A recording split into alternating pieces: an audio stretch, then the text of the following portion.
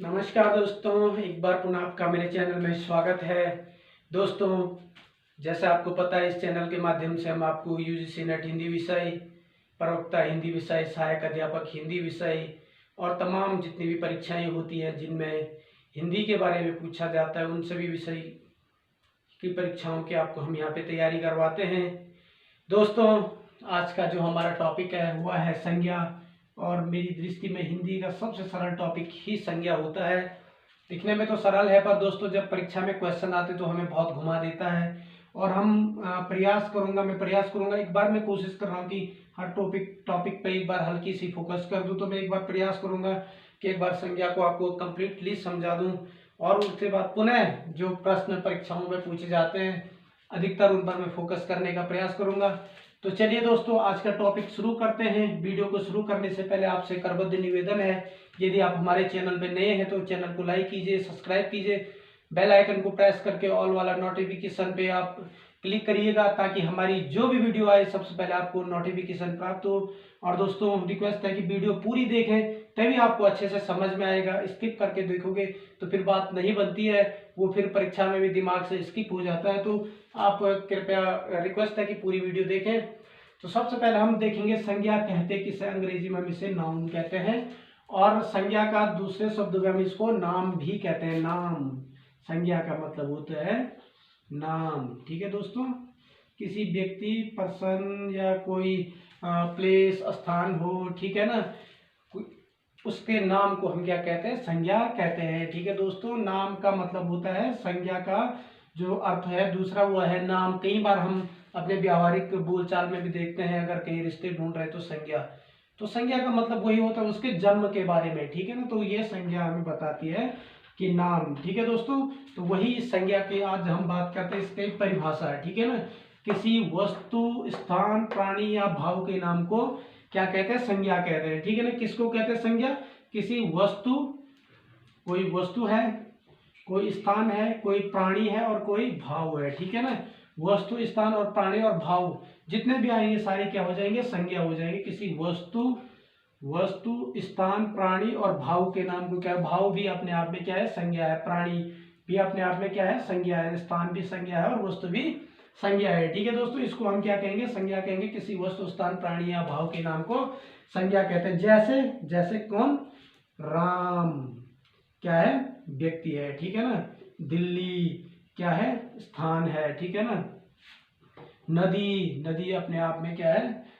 नदी है। ठीक है ना, सोना, सोना अपने आप में क्या है? धातु है। तेल द्रव्य पदार्थ है, आदि। ठीक है दोस्तों, तो ये सब किस में आएंगे? संज्ञा में आएंगे। राम, दिल्ली, नदी, सोना, तेल आदि।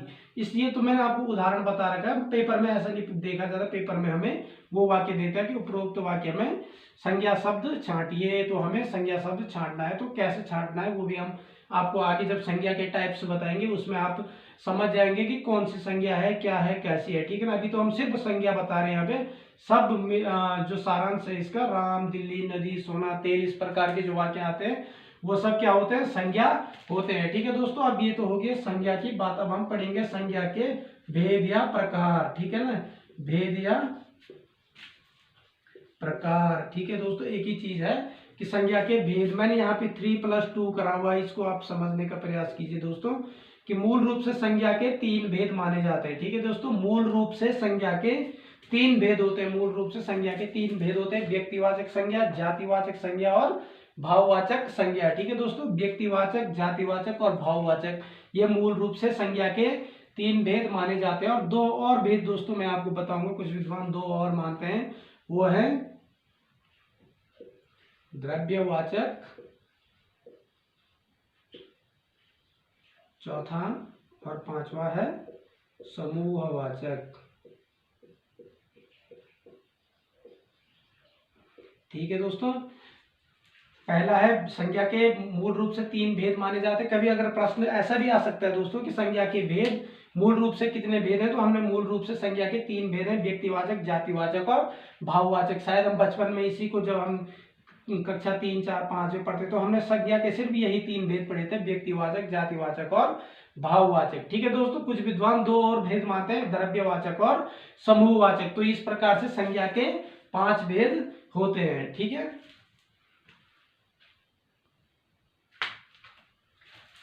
चलिए दोस्तों शुरू करते हैं संज्ञा का पहला प्रकार। ठीक है दोस्तों, ध्यान से समझने की कोशिश करना। हमने कहा था संज्ञा के 5 प्रकार होते हैं, मूल रूप से 3: व्यक्तिवाचक, जातिवाचक, भाववाचक, द्रव्यवाचक और समूहवाचक। तो चलिए दोस्तों शुरू करते हैं। सबसे पहले व्यक्तिवाचक संज्ञा। नाम से ही स्पष्ट हो रहा है दोस्तों कि ये क्या है, किसी व्यक्ति विशेष के लिए। वाचक यानी पढ़ा जाने वाला, बोले जाने वाला। ठीक है ना, तो जो किसी व्यक्ति विशेष को बोला जाता हो, ऐसी संज्ञा जो किसी व्यक्ति विशेष के लिए प्रयुक्त होती हो। ठीक है दोस्तों, इसकी परिभाषा जिन संज्ञा शब्दों से किसी व्यक्ति व स्थान विशेष का, व्यक्ति, स्थान और वस्तु का क्या होता है, बोध होता है, वो भी विशेष। ठीक है ना, जिन शब्दों से किसी व्यक्ति, स्थान विशेष का बोध होता है। कोई विशेष व्यक्ति है, ठीक है ना, विशेष का मतलब है कि इंडिविजुअल पर्सन से यहाँ पे मतलब कोई विशेष का मतलब ये नहीं कि कोई सेलिब्रिटी या कोई बड़ा राजनेता से मतलब नहीं है यहाँ पे। ठीक है ना, तो क्या कहते हैं, जिन संज्ञा शब्दों का किसी व्यक्ति व स्थान विशेष का बोध होता है, जिन संज्ञा शब्दों से किसी व्यक्ति व स्थान विशेष का बोध होता है, उसे हम क्या कहेंगे, व्यक्तिवाचक संज्ञा कहेंगे। ठीक है दोस्तों, जिन संज्ञा शब्दों से आप सरल तरीके में से कह सकते हैं जिससे हमें किसी व्यक्ति या जिससे हमें किसी व्यक्ति व माफी चाहता हूँ, जिससे किसी व्यक्ति व स्थान का हमें क्या हो, बोध हो, उसे हम क्या कहते हैं, व्यक्तिवाचक संज्ञा कहते हैं। जैसे राम, देहरादून, ब्रह्मपुत्र। ठीक है दोस्तों, तो राम क्या है, यहाँ पे एक व्यक्ति है। ठीक है ना, या श्याम, मोहन, रोहन, जो भी हो सकता है, वो क्या है, एक व्यक्ति है। अगर कभी भी शब्द आता है हमारे पास कि राम खाना खाता है, तो इसमें क्या है, संज्ञा पद या संज्ञा शब्द छांटिए तो क्या है, राम। ठीक है, कौन सी शब्द संज्ञा है, व्यक्तिवाचक संज्ञा। ठीक है दोस्तों, क्योंकि यहाँ पे किसी व्यक्ति विशेष के लिए फोकस किया जा रहा है। ठीक है ना दोस्तों, तो वो कौन सी संज्ञा आ जाएगी, व्यक्तिवाचक संज्ञा। देहरादून वह देहरादून जा रहा है। ठीक है ना, वह आप लिख सकते हैं, वह देहरादून जा रहा है। ठीक है दोस्तों, वह कहाँ जा रहा है, देहरादून जा रहा है, तो इसमें संज्ञा पद छाटिए तो वह होगा देहरादून। ठीक है ना, क्योंकि व्यक्ति विशेष के लिए। ब्रह्मपुत्र, अब ब्रह्मपुत्र नदियां तो बहुत हैं। ठीक है दोस्तों, नदियां बहुत है, पर उनमें से इंडिविजुअल नदी कौन है, ब्रह्मपुत्र है। ठीक है ना, तो ब्रह्मपुत्र अपने आप में क्या है, एक व्यक्तिगत है, तो व्यक्तिगत होगी तो मतलब ये क्या है, व्यक्तिवाचक संज्ञा होगी है। ठीक है दोस्तों, यहाँ कुल मिला के हम समझने का प्रयास करें कि जहाँ पे व्यक्तिगत किसी चीज के लिए फोकस किया जाए, व्यक्तिगत, चाहे वो शहर हो, चाहे कोई वो नदी हो, चाहे वो कोई व्यक्ति हो, व्यक्तिगत अगर किसी भी चीज के लिए अगर हम प्रयोग करते हैं कोई शब्द, तो वह क्या हो जाएगा, व्यक्तिवाचक संज्ञा। शब्द से स्पष्ट हो जा रहा है। ठीक है ना, उदाहरण के माध्यम से हमने आपको बता दिया और परिभाषा भी लिखा दी। जहाँ पे किसी व्यक्ति व स्थान का विशेष का बोध हो, उसे हम क्या कहेंगे, व्यक्तिवाचक संज्ञा कहेंगे। ठीक है दोस्तों, अगला है जातिवाचक संज्ञा। अब जातिवाचक संज्ञा और व्यक्तिवाचक संज्ञा में यही फर्क है कि जातिवाचक में क्या होता है, समूह, पूरा समूह आ जाता है। व्यक्तिवाचक इंडिविजुअल, एक पर्सन के लिए होगा, एक आदमी के लिए होगा, एक स्थान के लिए होगा, एक शहर के लिए होगा, एक नदी के लिए होगा, एक पर्वत के लिए होगा। ठीक है दोस्तों, एक पर्वत के लिए होगा। ठीक है, जैसे हम मान लो यहाँ पे हमने जातिवाचक में पर्वत लिखा हुआ है, तो हम कह सकते हैं हिमालय पर्वत या रॉकी पर्वत, एंडीज पर्वत, बहुत सारे पर्वत श्रृंखला उत्तराखंड में, नंदा देवी, कामेट, बहुत सारी श्रृंखलाएं। अगर नाम आता है पर्वत का तो वो कौन सी आ जाएगी, व्यक्तिवाचक, और सिर्फ पर्वत आता है तो वो जातिवाचक। यहाँ पे हम जातिवाचक की परिभाषा देख ले, जो संज्ञा शब्द या जो संज्ञा किसी जाति का बोध कराते हो, मैंने शब्द नहीं लिखा हुआ, जो संज्ञा शब्द किसी जाति का बोध कराते हो, ठीक है ना, वो है शब्द जो किसी जाति का बोध कराते हैं, वह जातिवाचक संज्ञा होती है। जैसे पुरुष, स्त्री, नदी, शहर, पर्वत। ठीक है ना, पुरुष, जैसे राम क्या थे, एक क्या है, पुरुषी है, परंतु यहाँ पे हमने पुरुषों में राम का नाम ले लिया तो वो व्यक्तिवाचक हो गया। सारे पुरुषों को हम प्रदर्शित करेंगे तो वो क्या हो गया, व्यक्तिवाचक, जातिवाचक हो गया। इसी प्रकार स्त्री, ठीक है ना, क्योंकि बहुत सारी स्त्रियों का क्या है, समूह है, तो वो क्या हो जाएगा, जातिवाचक। नदी, बहुत सारी नदियों का समूह है, गंगा, यमुना, ब्रह्मपुत्र, कावेरी, झेलम, सतलज, सिंध, ब्यास, चिनाव, बहुत सारी नदियों का हम कर सकते हैं। ठीक है ना, तो नदी क्या है, अपने आप में एक जाति है। ठीक है दोस्तों, शहर, शहर में बहुत सारे महानगर ले लो, आप कोलकाता ले लो, मुंबई ले लो, महाराष्ट्र ले लो, दिल्ली ले लो, हरियाणा, पंजाब, राजस्थान, देहरादून, जो भी लो, अगर विशेष का नाम आता है तो वो व्यक्ति में चले जाएगा, और शहर शहर अगर संबोधित होता है वो क्या हो जाएगा, जातिवाचक हो जाएगा। पर्वत, पर्वत का हमने उदाहरण दे दिया, अगर क्या हो जाता है व्यक्तिवाचक, किसी विशेष पर्वत का नाम आएगा तो वो व्यक्तिवाचक, और पर्वत आएगा तो वो जातिवाचक। तो कहने का मतलब है जो हमें समूह का बोध कराती है दोस्तों, वो क्या होती है, जातिवाचक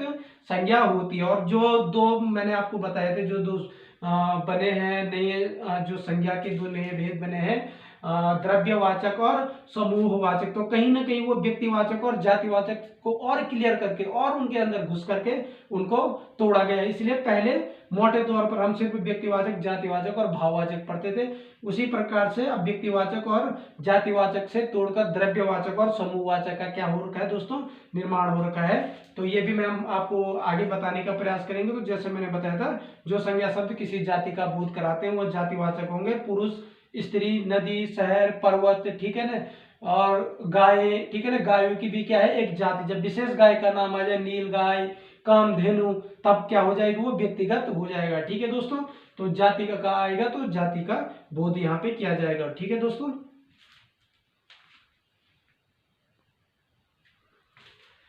चलिए दोस्तों, अगला जो थर्ड हमारा टाइप है वो है भाववाचक संज्ञा। बहुत सरल है दोस्तों, जो शब्द हमें किसी भाव, गुण व दशा का बोध कराते हैं, जो शब्द अर्थात जो संज्ञा शब्द, ठीक है दोस्तों, जो संज्ञा शब्द हमें किसी भाव, गुण व दशा का बोध कराते हैं।